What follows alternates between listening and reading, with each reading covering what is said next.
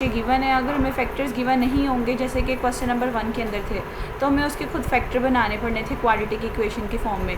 अब जो question number 2 है वो सिंपल है, इसके अंदर ऑलरेडी हमें फैक्टर्स उन्होंने डिफ़ाइन किए हुए हैं और हमें कहा है कि हमने इसकी इंटीग्रेशन करनी है।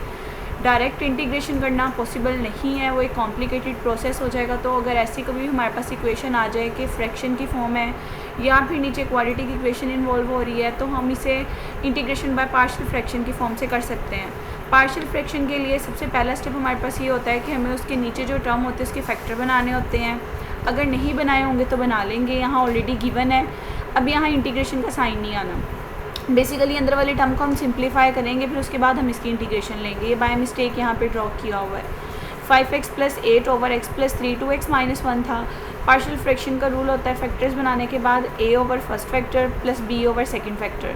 ये लीनियर केस है, यानी यहाँ x की पावर 1 है, हमारे पास डिग्री 1 है, इस वजह से ये लीनियर फैक्टर तो सिंपल ab की फॉर्म में आता है। अगर लीनियर फैक्टर ना हो, फॉर एग्जांपल यहाँ पे इसका स्क्वायर या क्यूब होता, कोई हाईएस्ट पावर आ रही होती, तो फिर हमने ax + b इस फॉर्म में उसको डिफ़ाइन करना था। वो केस जब नेक्स्ट आएगा तब मैं आपके साथ ज़रूर डिस्कस करूँगी। अब आपके पास ये दो टर्म्स थी, दो फैक्टर से, तो आपने दो वैल्यूज़ तक इसे लिख लिया। यहाँ पे सेकंड स्टेप में ये होता है कि जो नीचे टर्म आ रही है उसे आपने बोथ साइड मल्टीप्लाई कर देना है ताकि फ्रैक्शन की फॉर्म ख़त्म हो जाए। x + 3 2x - 1 था, आपने इसे बोथ साइड मल्टीप्लाई किया। लेफ्ट साइड पे पूरा फैक्टर, पूरे फैक्टर से कैंसिल, पीछे बचेगा 5x + 8।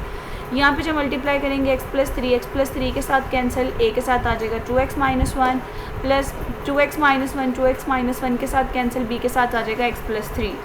उसके बाद पार्शियल फ्रैक्शन का रूल होता है कि जो हमारे पास ये फैक्टर होते हैं 1/1 इसे इक्वल टू 0 रखते हैं और x की वैल्यू निकाल के हम पुट कर देते हैं। सबसे पहला फैक्टर था x + 3, उसको इक्वल टू 0 रखा तो x की वैल्यू आ गई -3।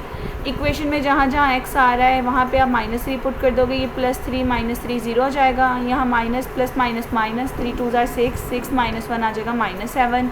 इसी तरह -15 + 8 भी हो जाएगा -7, a की वैल्यू आ जाएगी 1।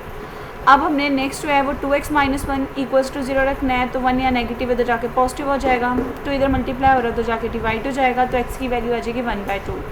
इस इक्वेशन के अंदर जहाँ जहाँ x आ रहा है x की जगह आप पुट कर दोगे 1/2।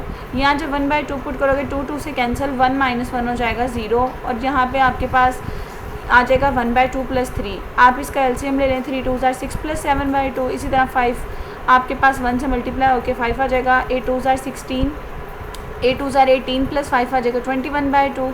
अब यहाँ पे 2 से कैंसिल हो जाएगा, आपके पास 7 3 21 होता है, तो b की वैल्यू 3 आ जाएगी। अब इस इक्वेशन के अंदर जहाँ a आ रहा था b आ रहा था, आप उसकी जगह उसकी वैल्यू पुट कर दें। इसका मतलब अगर आपने इस फैक्टर को सॉल्व करना है, आप इसकी जगह ये पार्शियल फ्रैक्शन से किए हुए फैक्टर को सॉल्व कर लेंगे, तब भी इंटीग्रेशन ईजिली आ जाएगी।